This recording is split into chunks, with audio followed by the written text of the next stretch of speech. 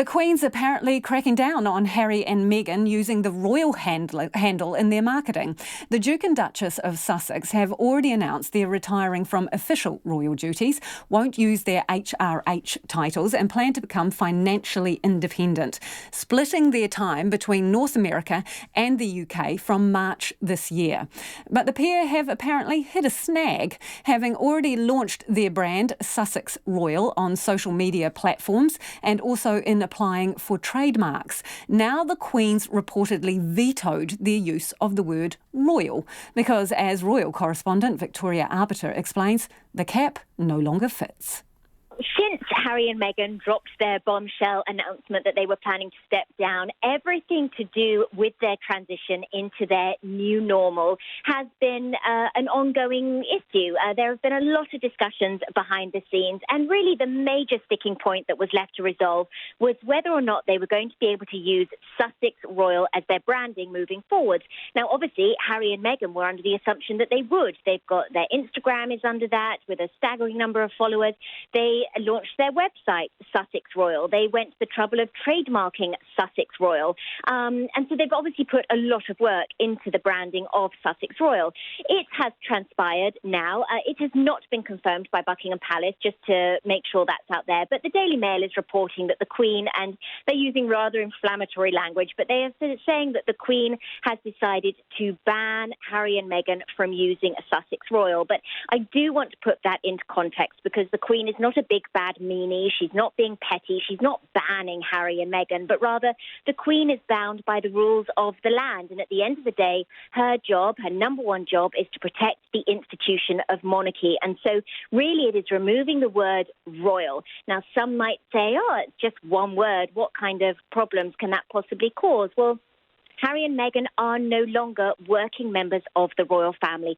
And as such, the word royal needs to be removed for fear of any danger of them being seen to cash in on the royal word and also just to remove it from any commercial interests. But aren't they cashing in on that anyway, even if it's not stated? I mean, who would pay large amounts of money to listen to them give a speech if indeed they weren't royal?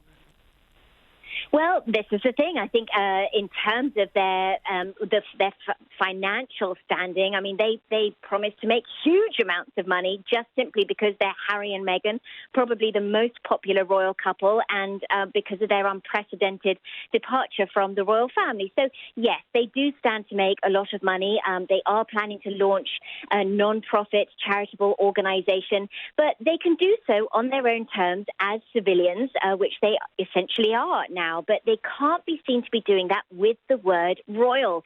And it's that word royal that the Queen is required to protect. She can't have people be misled or really, it's kind of, she's trying to protect, I suppose, members of the public from any fraudulent activity. Not that Harry and Meghan are looking to deceive people, but if the word royal is there, there is a certain connotation associated to it. And the Queen is really required as head of state, head of the institution of monarchy, to protect brand royal, because at the end of the day, the monarchy is a brand as well.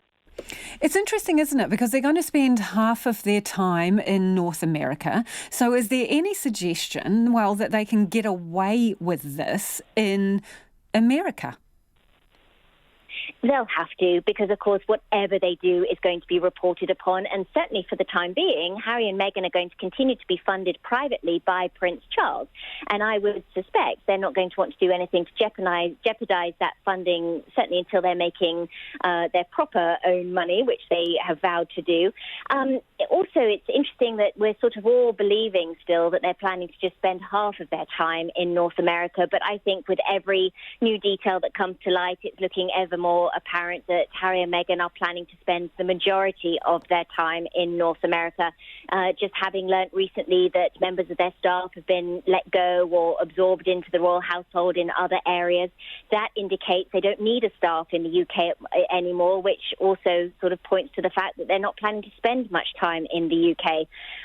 So I think certainly there'll be the Royal Association in terms of how Americans think about them, how Canadians think about them, inviting them to speak at events in inviting them to be part of any kind of commercial endeavour that they want to do. But Harry and Meghan will not be allowed to use the word royal. And I think there's a lot of respect still between Harry and Meghan and the Queen, and they wouldn't want to let her down. They wouldn't want to embarrass her.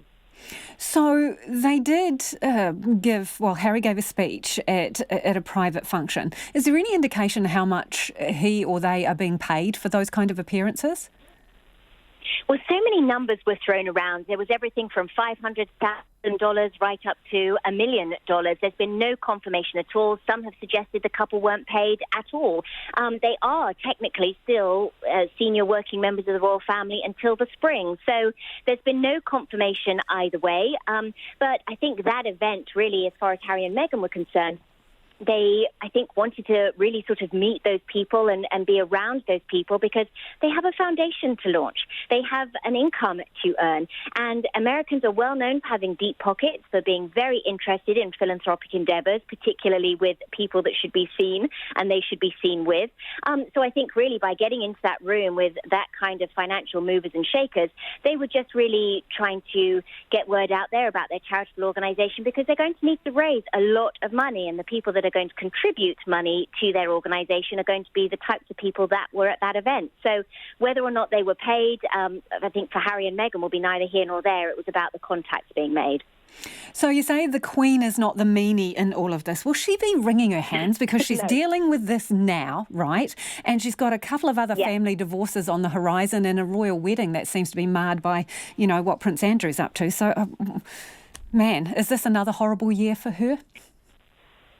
I think this is probably the most horrible year. I mean, last year was pretty rough. It started in January of 2019. Prince Philip had a nasty car accident. It ended with the train wreck that was Prince Andrew's interview.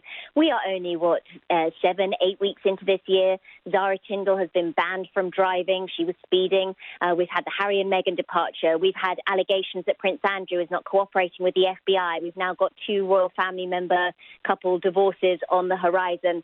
At 93 years old, I think the Queen is probably a little exasperated by all of this. But at the end of the day, we have to remember they're also a family, and they're a very large family. And everybody knows that things happen within families. It's just this particular family has to contend with global headlines and dealing with it on a global platform. So I'm sure it's incredibly frustrating. It must be incredibly difficult. I think it's probably also heartbreaking. The Queen has always had a very close relationship with Prince Harry in particular. She was very fond of Meghan. She had high hopes for their contribution on behalf of the Commonwealth. They were specifically given their Commonwealth roles because of what they represented to Commonwealth nations. So I think she'll be incredibly disappointed at how the year has kicked off. But the Queen, she's seen it all. She's done it all. She recently marked 68 years on the throne. She has survived war, abdication, the death of Diana, and divorces of 3 out of 4 of her children. She will survive this too. But of course, as the year goes on, one hopes that we start to see a little bit more happy news, hopefully with Beatrice's wedding coming up. And that was Royal Correspondent Victoria Arbiter.